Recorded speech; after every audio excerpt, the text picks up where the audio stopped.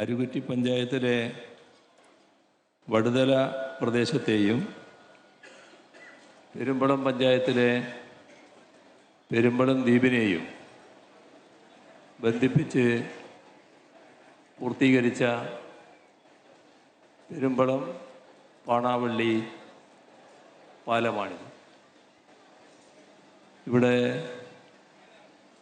ഇതിൻ്റെ ചരിത്രം പറയുകയുണ്ടായി. 2016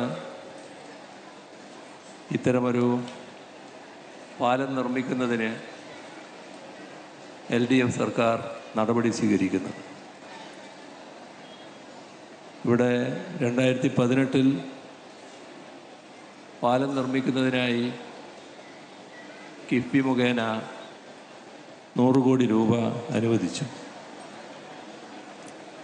35 മീറ്റർ നീളമുള്ള 27 സ്പാനുകളാണ് ഈ പാലത്തിനുള്ളത്. ഇവിടെ സുഗമമായി ജലഗതാഗതം നടക്കണം. ആ ജലഗതാഗതത്തിന് തടസ്സം വരാതെ 55 മീറ്റർ നീളമുള്ള 3 ബൗ സ്ട്രിങ് ആർച്ച് സ്പാനുകളും എല്ലാം കൂടി ചേർത്താൽ 1.5 കിലോമീറ്ററോളം നീളത്തിലാണ് ഈ പാലം ഇതിൻ്റെ നിർമ്മാണം പൂർത്തീകരിച്ചിരിക്കുന്നത്. ഇവിടെ ഈ പാലത്തിൻ്റെ കാര്യത്തിൽ ഇവിടെയുള്ള പ്രദേശവാസികൾ മാത്രമല്ല, ഇത് ഇപ്പോൾ തന്നെ വലിയ തോതിൽ ടൂറിസ്റ്റ് ആകർഷണ കേന്ദ്രമായി മാറിയിട്ടുണ്ട്. ഒരു ടൂറിസ്റ്റ് ഡെസ്റ്റിനേഷനായി മാറുന്ന നിലയാണ് വന്നിട്ടുള്ളത്. അതുകൊണ്ട് തന്നെ ഈ മേഖലയുടെ ടൂറിസം സാധ്യത വലിയ തോതിൽ വർദ്ധിപ്പിക്കുന്നതിനും അതിൽ വലിയ മുന്നേറ്റം നടത്തുന്നതിനും ഈ പാലം സഹായകമാകും. അപ്പോൾ ഇത് നാട്ടുകാരുടെ ചിരകാല അഭിലാഷത്തിൻ്റെ സാഫല്യത്തിൻ്റെ നിമിഷമാണ്. ഇവിടെ സാധാരണ ചിലരെല്ലാം പറയാൻ ശ്രമിക്കുന്നൊരു കാര്യമുണ്ട്. ഇതിലൊക്കെ എന്താ കാര്യമുള്ളത്, ഇതൊക്കെ ഏത് സർക്കാരായാലും ചെയ്യാൻ ബാധ്യപ്പെട്ടതല്ലേ, ഇതിൽ പ്രത്യേകമായി എന്താണ് ഉള്ളത്, ഏത് സർക്കാരായാലും ചെയ്യുമോ?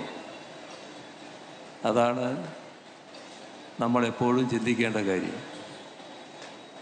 2016 മുൻപുള്ള കേരളത്തിൽ നമുക്ക് വലിയ തോതിലുള്ള തിക്താനുഭവങ്ങളുണ്ട്.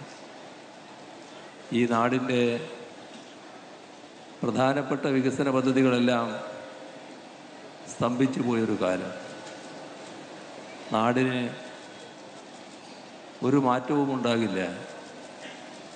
എൻ്റെ നാടിങ്ങനെയായിപ്പോയി, ഇവിടെ ഒരു പദ്ധതിയും വരില്ല എന്നെല്ലാം ആളുകൾ ശപിച്ചു കഴിഞ്ഞിരുന്നൊരു കാലം.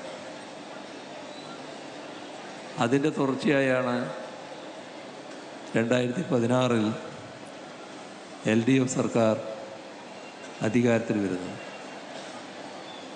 ആ ശാപ അന്തരീക്ഷമേ മാറിപ്പോയി.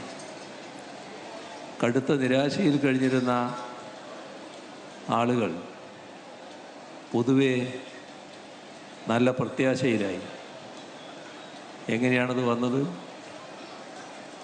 വെറും വാചകങ്ങൾ കൊണ്ടല്ല. നമ്മുടെ നാട്ടിൽ നടക്കില്ല എന്ന് കരുതിയ പദ്ധതികൾ, അതും വൻകിട പദ്ധതികൾ ഓരോന്നോരോന്നായി നടപ്പാകുന്ന നില വന്നു. ഇപ്പോൾ വിശദാംശങ്ങളിലേക്കൊന്നും കടന്നു പോകുന്നില്ല. 2016 നമ്മുടെ കേരളത്തിൽ നാഷണൽ ഹൈവേ ഏതെങ്കിലും തരത്തിൽ യാഥാർത്ഥ്യമാകുമെന്ന് ആരും കണക്കാക്കിയിട്ടില്ല. നാഷണൽ ഹൈവേക്കാർ പോലും കണക്കാക്കിയിട്ടില്ല. അവർ പോലും നാട് വിട്ടുപോയതാണ്. ഇപ്പോൾ നിങ്ങൾ കാണുന്നുണ്ട്, നാഷണൽ ഹൈവേ അതിവേഗതയിൽ പൂർത്തീകരിക്കപ്പെട്ടുകൊണ്ടിരിക്കുന്നു. ഈ വരുന്ന അടുത്ത ഏതാനും ദിവസങ്ങൾക്കുള്ളിൽ പ്രധാനമന്ത്രി ഈ നാഷണൽ ഹൈവേയുടെ പൂർത്തിയായ ഭാഗങ്ങൾ നാടിന് സമർപ്പിക്കുമെന്നാണ് കേന്ദ്ര മന്ത്രി ഗഡ്കരി അറിയിച്ചിരിക്കുന്നത്. ഇത് എന്തുകൊണ്ടാണ് യാഥാർത്ഥ്യമായത്? ആ അന്തരീക്ഷം മാറിയതുകൊണ്ട്. വികസന പദ്ധതികൾ നാടിനാവശ്യമാണ്, ജനങ്ങൾക്ക് ഒഴിച്ചുകൂടാത്തതാണ്. ആ ഒരു പ്രതിബദ്ധത നാടിനോടും ജനങ്ങളോടും ഉണ്ടാവുക എന്നതാണ് ഏറ്റവും പ്രധാനം. അത് ഇപ്പോൾ 10 വർഷമായി കേരളത്തിൽ ഭരണത്തിന് നേതൃത്വം കൊടുക്കുന്ന LDFന് വേണ്ടതിലധികമുണ്ട്. അതുകൊണ്ടാണ് ഈ പറയുന്ന ഓരോ പദ്ധതിയും പ്രാവർത്തികമായത്. നമ്മുടെ കേരളത്തിൽ ഇതുമാത്രമല്ല, നാഷണൽ ഹൈവേ മാത്രമല്ല, വളരെ കാലമായി മുടങ്ങിക്കിടന്ന ഒരു പദ്ധതിയായിരുന്നു ഗെയിലിൻ്റെ പൈപ്പ് ലൈൻ. അവരും നാട് വിട്ടതായിരുന്നു. കുറേ കാലം മുൻപ് തന്നെ 2016 ശേഷം ആ പൈപ്പ് ലൈൻ യാഥാർത്ഥ്യമാക്കാനുള്ള നടപടികൾ തുടങ്ങി. ഇപ്പോൾ എത്രയോ വർഷമായി ഗ്യാസ് ആ പൈപ്പിലൂടെ പ്രവഹിച്ചുകൊണ്ടിരിക്കുകയാണ്. നമ്മുടെ നാട്ടിൽ ഉപേക്ഷിക്കേണ്ടി വന്ന ഒരു പദ്ധതിയായിരുന്നു power highway, Edamon Kochi power highway. നാട്ടിലേക്കുള്ള വൈദ്യുതി കൊണ്ടുവരാനുള്ള ലൈനാണ്. ഉപേക്ഷിച്ച് പവർ ഗ്രിഡ് കോർപ്പറേഷൻ സ്ഥലം വിട്ടു. 2016 LDF സർക്കാർ വന്നപ്പോൾ അവരെ തിരിച്ചു വിളിച്ചു, പണി ആരംഭിക്കാൻ പറഞ്ഞു. ഇപ്പോൾ ആ ലൈനിലൂടെ വൈദ്യുതി പ്രവഹിക്കുന്നു. ഇതൊക്കെ നേരത്തെയുള്ള എതിർപ്പുകാർ നാട് വിട്ടതുകൊണ്ടല്ല, അവർ കേരളത്തിൽ തന്നെയുണ്ട്. ഒരു ഗവൺമെൻറ്റിൻ്റെ പ്രാഥമിക ബാധ്യതയുണ്ട്. ആ ബാധ്യത നമ്മുടെ പദ്ധതികൾ നടപ്പാക്കലാണ്.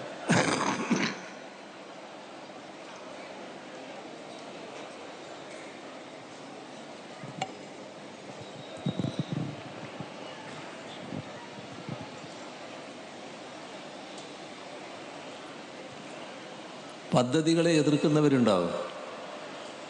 ആ എതിർക്കുന്നവരുടെ കൂടെ നിൽക്കാനല്ല ഗവൺമെൻറ്. ഒരു പദ്ധതി നടപ്പാക്കുക എന്നത് ഗവൺമെൻറ്റിൻ്റെ ബാധ്യതയാണ്. ആ ബാധ്യത LDF സർക്കാരിന് നിറവേറ്റാനായി. എതിർപ്പുകാരപ്പോഴും ഉണ്ടായി. അവരോട് കാര്യങ്ങൾ വ്യക്തമാക്കി. ചിലർ എതിർപ്പ് ഉപേക്ഷിച്ചു, സഹകരിച്ചു. എതിർപ്പോടുകൂടി നിന്നവർ പദ്ധതിയെ മുടക്കാൻ കഴിവില്ലാത്തവരുമായി. കാരണം അതിൻ്റെ മുന്നിൽ വഴങ്ങില്ല എന്ന നിലപാട് സർക്കാർ സ്വീകരിച്ചു. അങ്ങനെയാണ് ഇതൊക്കെ യാഥാർത്ഥ്യമായത്. ഇവിടെ ഇത്തരം പദ്ധതികൾ മാത്രമല്ല, എത്രയോ പദ്ധതികൾ നമ്മുടേതായി നാം പൂർത്തീകരിച്ചു കൊണ്ടിരിക്കുകയാണ്. നമ്മുടെ കേരളത്തിൻ്റെ ഒരു ഭാഗം തീരദേശ ഹൈവേ,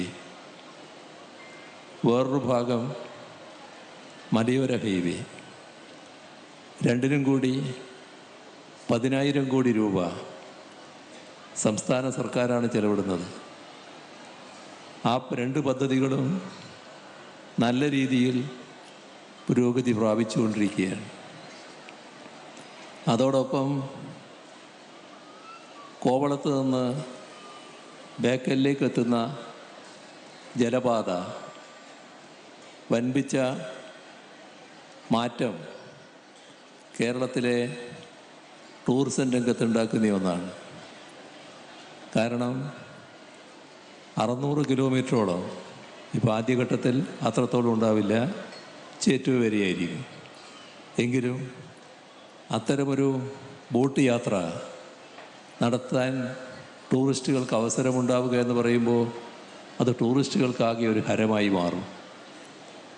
ഇവിടെ LDF സർക്കാർ അധികാരത്തിൽ വന്നതുകൊണ്ടും ആ സർക്കാരിനെ ജനങ്ങൾ തുടർഭരണം സമ്മാനിച്ചതുകൊണ്ടുമാണ് ഈ കാര്യങ്ങളെല്ലാം പ്രാവർത്തികമാക്കാൻ കഴിഞ്ഞത്.